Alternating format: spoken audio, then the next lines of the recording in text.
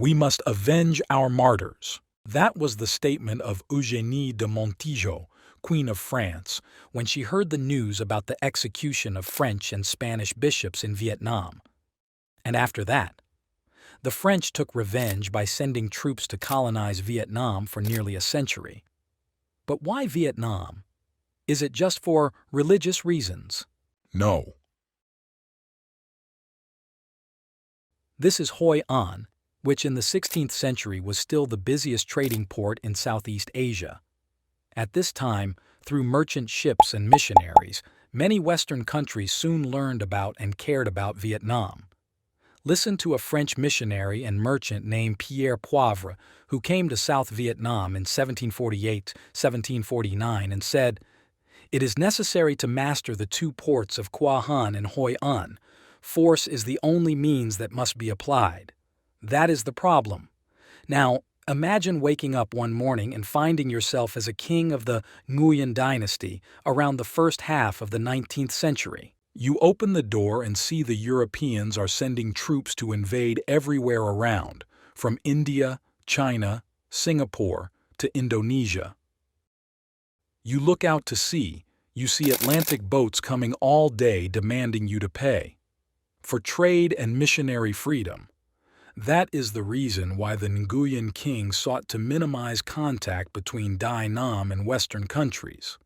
Meanwhile, in the opposite direction, these countries, especially France, tried many times to establish contact with the Nguyen dynasty.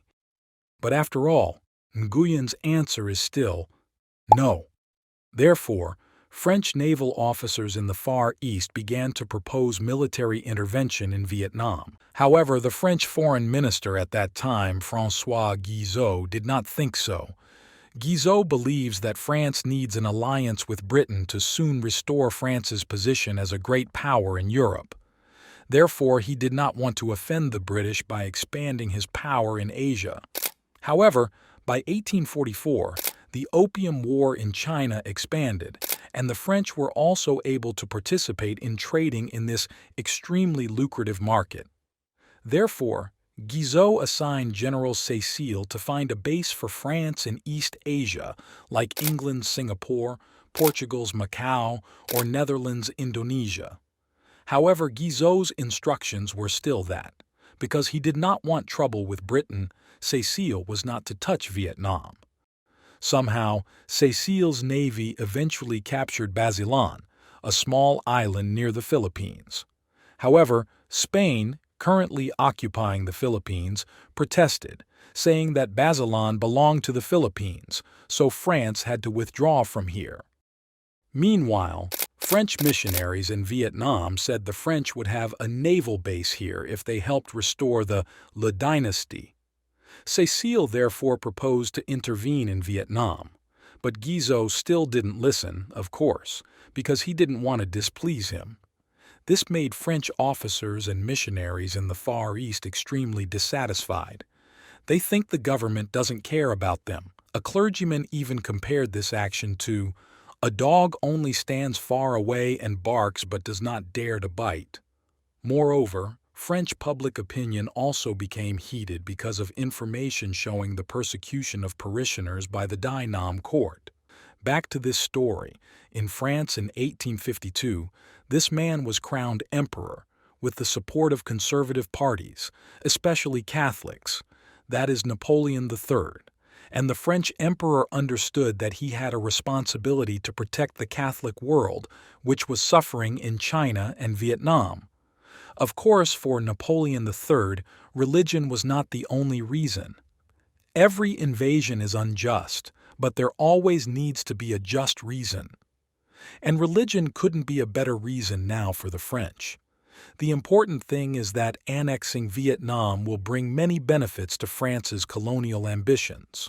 Therefore, Napoleon III received many requests to attack Dai Nam. First, there are French naval officers operating in Chinese waters. They wanted a base in the Far East so that the fleet could have a place to garrison, repair, resupply, and avoid storms. Vietnam has no shortage of positions that meet this need. Second, French diplomats in China, such as Alphonse de Bourboulon, also repeatedly proposed that France conquer Korea and Vietnam. And third were the clergy, among whom were Huc, Legrand de la Lyrae, and Pellerin. Among these, Huc has only recently been to China and has never been to Vietnam, but he was especially interested in the act of forcibly intervening in Vietnam. Before 1957, he proposed to Napoleon III that France needed to occupy Korea, Madagascar, and Da Nang. In January 1857, Huc sent a new proposal to Napoleon III. He argued that France had an indisputable right under the Treaty of 1787, even though the treaty was not implemented by France in the first place, and he believed that occupying Vietnam was the easiest thing in the world when France had more than enough forces to carry out the job. A gentle, industrious people well suited to spreading the Christian faith is groaning under a hideous tyranny. This people will welcome us as liberators and benefactors. It only takes a little time to convert them completely to Catholicism and to become devoted to France. Legrand de la Lyrae said, politically, occupying Vietnam will help limit British power in the Far East, Spain in the Philippines, and the Netherlands in Indonesia. France will have a base to supply, trade, and provide shelter for ships in the region when necessary. Economically, Vietnam is a fertile colony, richer than Java and Borneo. The people are intelligent and diligent. Military. Very easy to conquer because the government is brutal and corrupt. People are remembering the Le Dynasty. The king was depraved, indulging in alcohol, and the mandarins were divided into two factions, competing for rights with each other. The navy was almost destroyed after the French attack in 1847. The infantry lacks weapons, has poor fighting techniques, damaged ramparts, small numbers, etc. In short, according to Lyrae, the situation in Vietnam is similar. The fruit is overripe but hasn't fallen yet. Lord, don't let it fall into English hands. Lyrae even proposed a detailed attack plan, first through diplomatic channels. First, the French will send a delegation to present gifts to the Dai Nam court and persuade them to. First, French officers are present in Phu Quoc, Cam Ranh, Da Nang, and Qua Cam to ensure freedom of trade, missionary freedom, and residence of foreign missionaries. Second, the French will permanently own Da Nang, Hoi An, and Cu Lao Cham as shelters, supplies, and storage for boats. Third, the two sides will also come to an alliance on self-defense and attack. However, Lyrae did not have much confidence that this diplomatic plan would succeed, so he had already planned a military intervention plan. Detail. If the Nguyen dynasty does not accept the above conditions, it will proceed with protection. If they still stubbornly refuse to listen, France will simultaneously attack Tonkin, Hue, and Da Nang, overthrowing the Nguyen dynasty. The reason why France was able to do so strongly was because once Vietnam refused such reasonable conditions, that is, it made itself a culprit in the eyes of the world by shamelessly breaking with an ally. The third person in this group is Bishop Pellerin, a victim of the religious ban policy in Vietnam. He returned to France in May 1857 to advocate for a military intervention in Vietnam and contributed to the excitement of French public opinion and press. Among them was Queen Eugénie de Montijo, a pious believer and acquaintance of one of the executed clerics. Napoleon III clearly saw that inside the country, everyone wanted to attack Vietnam, including his wife, while the situation outside could not be better. In India, the British were having a hard time dealing with the uprising in June 1857. Therefore, Britain did not have the strength to care about France attacking Vietnam. And in China, due to the attack on Guangzhou in December 1857, the French fleet in the Far East was reinforced with 8 warships. That was enough to force them to attack Vietnam. Meanwhile, in Vietnam, King Tu Duc had just issued an order to behead the Spanish Bishop Diaz on July 20, 1857. This immediately gave France a reason to drag Spain into the war. It's even more convenient because Spain has troops in the Philippines. In fact, before that, Napoleon III had already decided to attack Vietnam. These advantages only strengthen that decision. Therefore, a commission on Cochinchine was established, chaired by Baron Brenier, which took place from April 28 to May 18, 1857. In its final session, the committee came to the following important conclusions. First, we mention religious obligations. The issue of religious, political, and commercial interests. Over the past 50 years, up to 60,000 of our clergy and parishioners have been persecuted and killed. Can we calmly stand in front of what is happening in Vietnam? While following the British, we supported religious and civilizational causes in China.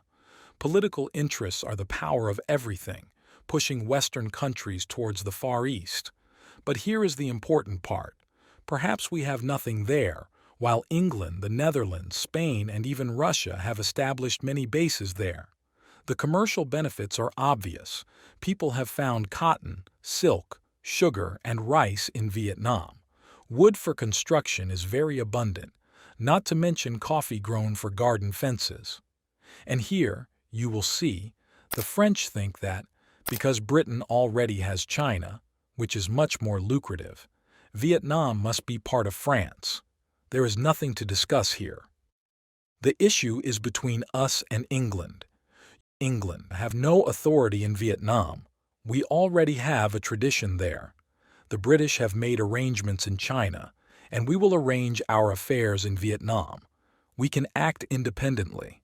Religious interests are absolutely identical with French interests, only we have demonstrated force there. To succeed without difficulty, the conquest must be kept secret and especially carried out as soon as possible. This conquest will be based on our recent losses and the need to end religious persecution. These minutes were then submitted to the French emperor. Napoleon III decided to launch an expedition. Instructions for the conquest of Vietnam were sent to General Rigaud de Genouilly. At that time, he was the commander of French forces fighting alongside Britain in Guangdong, China. We predict a certain defeat if we tell General Rigaud de Genouilly to reopen the way to negotiations. As soon as he arrived, the Major General had to immediately occupy the Bay and Da Nang territory. After mastering this position, consider whether or not to expand efforts to implement a protection base in Vietnam, or must confine itself to concluding with a treaty of commerce, friendship, and navigation. For providing amendments favorable to the persecution of our clergy, where the future guarantee must be the subject of a transparent and precise regulation. The emperor completely agreed and entrusted the choice of one of the two above solutions to the wisdom of Major General Rigaud de Genouilly, to consider and implement it worthy of the scope of mission and method of action. This decree shows that even Napoleon III did not think of any diplomatic options as proposed. Instead, they wanted to immediately attack militarily. After the Tianjin Peace Treaty in China was signed in June 1985, General Rigaud de Genouilly was able to prepare for the attack on Vietnam. In late August 1858, from Ulican Port, the southern tip of Hainan Island, French warships advanced strongly towards Da Nang Bay, opening the invasion of Vietnam.